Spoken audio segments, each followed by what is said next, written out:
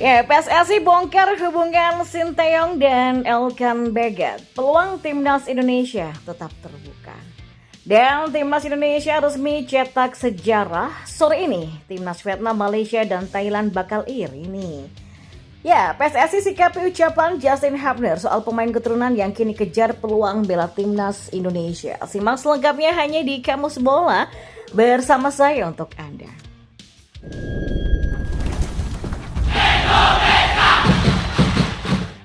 Ya, PSSI mengirimkan kabar baik mengenai hubungan antara pelatih timnas Indonesia Sinteyong dan Elkan Bagat.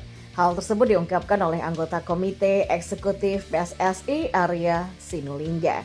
Berdasarkan keterangan Arya, tidak ada perpecahan di antara Sinteyong dan Elkan Bagat. Saya rasa hubungannya oke-oke aja ya, kata Arya Sinulinga ketika ditemui awak media termasuk bolasupport.com di Stadion Sekolah Tinggi Ilmu Kepolisian Melawai pada Rabu malam kemarin. Sebelumnya, Elkan Bagat memang tersingkir dari timnas Indonesia pada 2 pertandingan sisa di Grup F putaran kedua, kualifikasi Piala Dunia 2026 zona Asia melawan Irak dan Filipina. Muncul dugaan Bagat tidak masuk ke dalam skuad timnas Indonesia karena sikapnya saat menerima pemanggilan untuk laga playoff kualifikasi Olimpiade 2024 kontra Guinea. Kala itu pemain Ipswich Town tersebut mengabaikan perintah PSSI untuk berapat ke timnas Indonesia. Ini sih soal pilihan pelatih saja, cocoknya di mana? Jadi pokoknya dia tersedia, habis itu ya tinggal keputusan pelatih, kata Arya Sinulinga. Ya juga tinggal pelatih yang menentukan apakah dibutuhkan atau tidak dibutuhkan, ujarnya lagi. Bagat sendiri terakhir kali tampil bersama timnas Indonesia di Piala Asia 2023 di Qatar. Dia tercatat bermain dalam 3 laga Piala Asia 2023. Arya menambahkan bahwa peluang Bagat membela timnas Indonesia pada putaran ketiga kualifikasi Piala Dunia 2026 zona Asia tetap terbuka.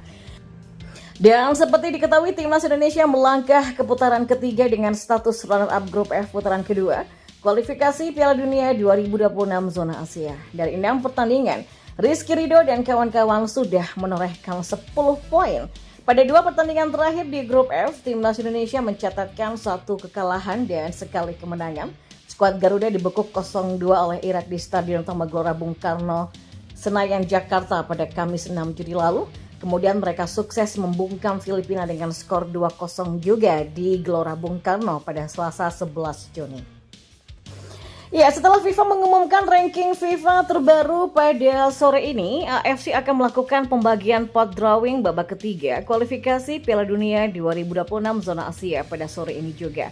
Pot drawing babak ketiga kualifikasi Piala Dunia 2026 zona Asia terdiri dari 6 pot yang mana masing-masing potnya berisikan 3 negara.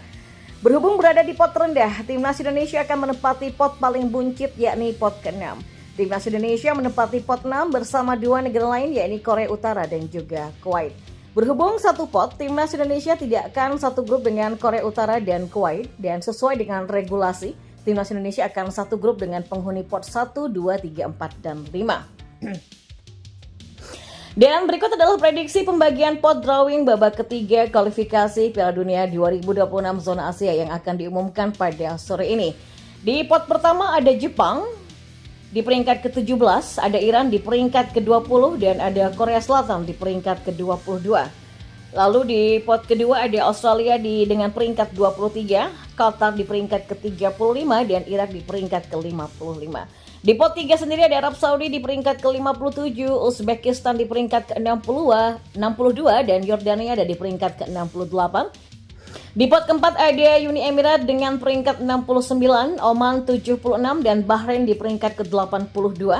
Lalu di pot kelima ada China dengan peringkat ke-89, Palestina di peringkat ke-95, dan Kyrgyzstan di peringkat ke-100. Lalu di pot ke-6 ada Korea Utara dengan di peringkat 110, Indonesia dengan di peringkat 133, lalu ada Kuwait dengan peringkat 137.